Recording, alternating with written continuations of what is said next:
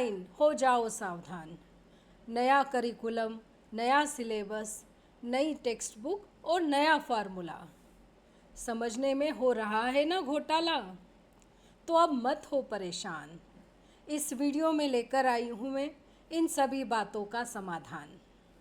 नमस्ते बच्चों, मैं मनीषा गोखले, आशीष हिंदी क्लासेस में आप सभी का स्वागत है।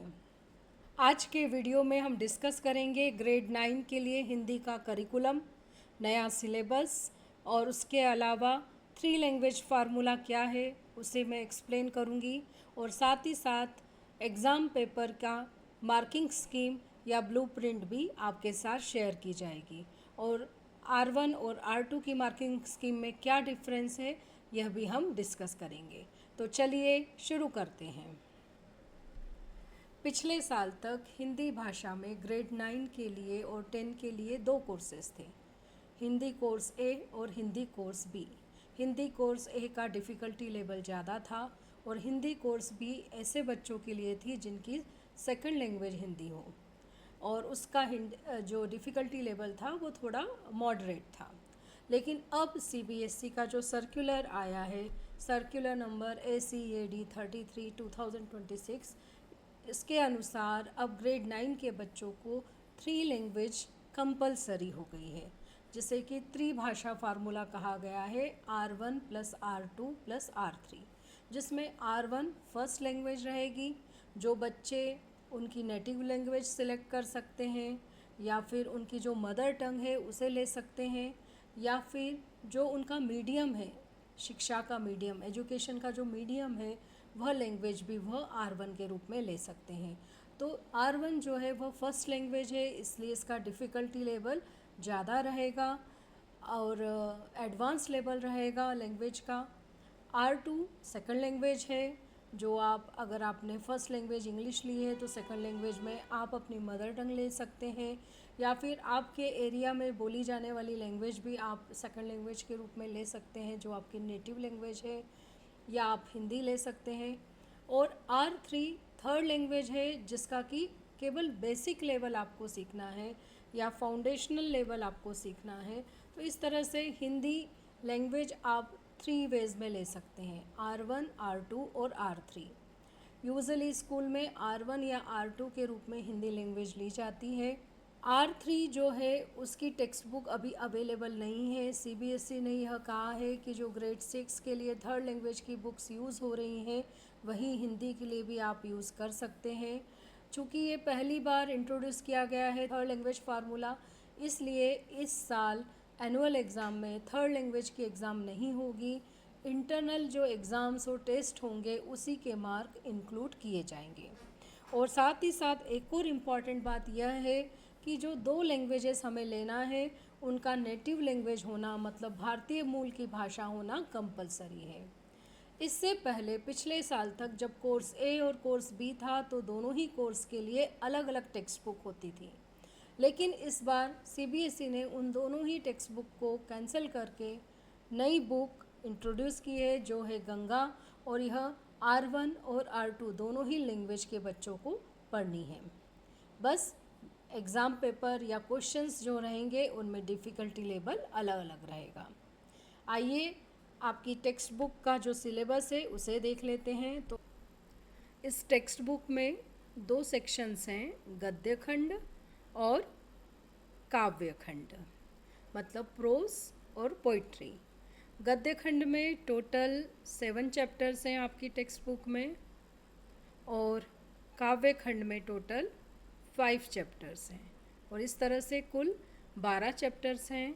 इसके पहले 2025 में जब पाठ्य पुस्तक और पूरक पुस्तक दोनों थी, तब पाठ्य पुस्तक से 13 चैप्टर्स और पूरक पुस्तक से 3 या 4 चैप्टर्स रहते थे और इस तरह से टोटल 17 चैप्टर्स रहते थे, जबकि अब CBSE ने चैप्टर्स कम कर दिए हैं और आपकी टेक्स्ट बुक में केवल 12 चैप्टर्स हैं।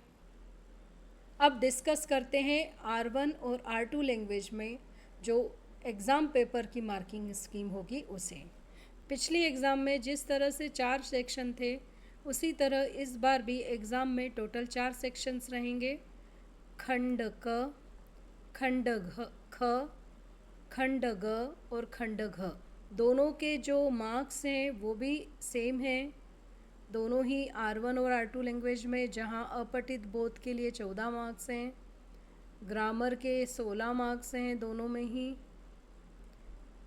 टेक्स्ट बुक के लिए 30 मार्क्स हैं और क्रिएटिव राइटिंग के 20 मार्क्स हैं। तो इस तरह से जो मार्क्स डिस्ट्रीब्यूशन है वह R1 और R2 दोनों के ही एग्ज़ाम पेपर में सिमिलर है।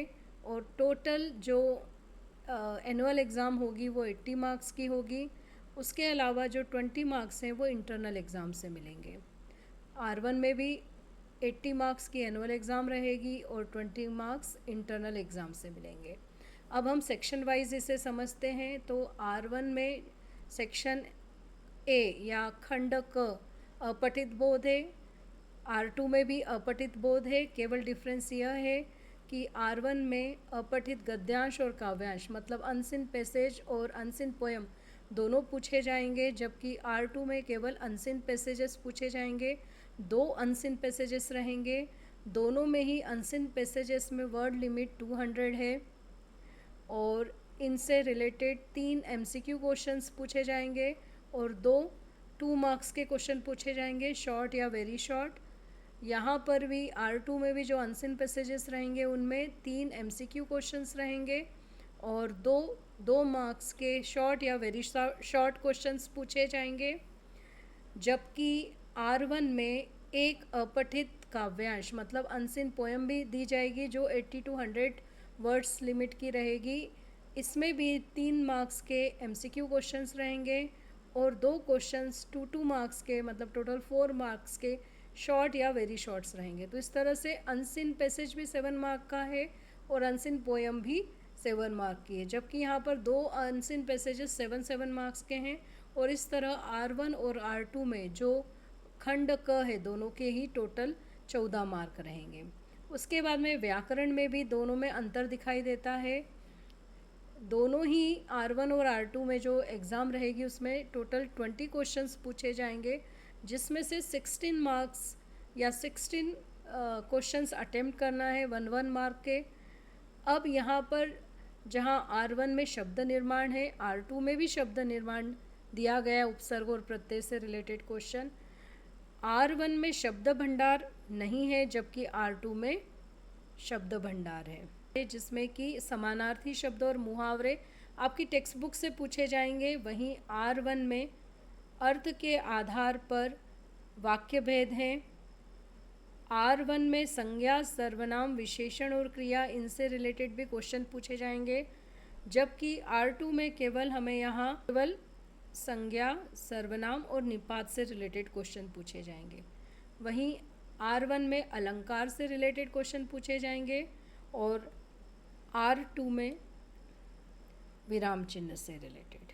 आगे बात करते हैं पाठ्य पुस्तक की। तो दोनों में ही पाठ्य पुस्तक से रिलेटेड जो क्वेश्चन आंसर्स रहेंगे वो 30 मार्क के रहेंगे। यहाँ पर उन्होंने इसके बारे में अधिक जानकारी नहीं दी है कि शॉर्ट आंसर्स कितने रहेंगे, वेरी शॉर्ट आंसर्स कितने रहेंगे, क्या MCQ क्वेश्चंस रहेंगे या लॉन्ग आंसर्स कितने रहेंगे। पर ओवरऑल चूँकि R1 एडवांस लैंग्वेज रहेगी तो यहाँ पर डिफ़िकल्टी लेवल क्वेश्चंस का ज़्यादा रहेगा और R2 चूँकि सेकंड लैंग्वेज है तो यहाँ पर डिफ़िकल्टी लेवल थोड़ा मीडियम रहेगा। इसके बाद बात करते खंड घ जो कि क्रिएटिव राइटिंग है। दोनों में ही क्रिएटिव राइटिंग को 20 मार्क्स दिए गए हैं। पहला क्वेश्चन दोनों में ही पैराग्राफ राइटिंग है, केवल अंतर है वर्ड लिमिट में। R1 में जहाँ 120 वर्ड्स में लिखना है वहीं R2 में 100 वर्ड्स में लिखना है। दोनों में ही 3 सब्जेक्ट्स दिए जाएंगे जिसमें से किसी एक टॉपिक पर आपको पैराग्राफ राइटिंग लिखना है। फिर दूसरा है इनफॉर्मल लेटर जो 100 वर्ड्स का रहेगा। यहाँ पर भी आपको इंटरनल चॉइस मिलेगी, दोनों में ही सिमिलर है। उसके बाद तीसरा है डायलॉग राइटिंग या संवाद लेखन, 80 वर्ड्स का रहेगा, दोनों में ही सिमिलर है। दोनों में ही इंटरनल चॉइस है, ये भी 5 मार्क का है। इसके पहले जो इनफॉर्मल लेटर था वो भी 5 मार्क का है दोनों में ही। और जो लास्ट है उसमें यहाँ डिफरेंस है, जहाँ R1 में सूचना लेखन पूछी जाएगी और इसमें इंटरनल चॉइस रहेगी, ये 5 मार्क का है। वहीं R2 में घटना वर्णन रहेगा जो 80 वर्ड्स में लिखना रहेगा और यहाँ पर हमें चॉइस नहीं मिलेगी। तो इस तरह से ये जो डिफरेंस है R1 और R2 के मार्किंग स्कीम में, इसको एक बार और हम समराइज़ कर लेते हैं। जहाँ पर R1 में खंड क में अपठित गद्यांश और काव्यांश है, वहाँ R2 में केवल अपठित गद्यांश है। ग्रामर में जहाँ R1 में शब्दालंकार हैं, अर्थ के आधार पर वाक्य के भेद हैं और विशेषण और क्रिया से रिलेटेड क्वेश्चंस हैं, वहीं R2 में विराम चिन्ह हैं, समानार्थी शब्द और मुहावरे हैं और निपात है, जो कि R1 में नहीं है। डिफ़िकल्टी लेवल क्वेश्चन आंसर्स का R1 में ज़्यादा रहेगा क्योंकि एडवांस लेवल है, और यहाँ पर इंटरमीडिएट लेवल होने के कारण डिफ़िकल्टी लेवल थोड़ा एवरेज रहेगा।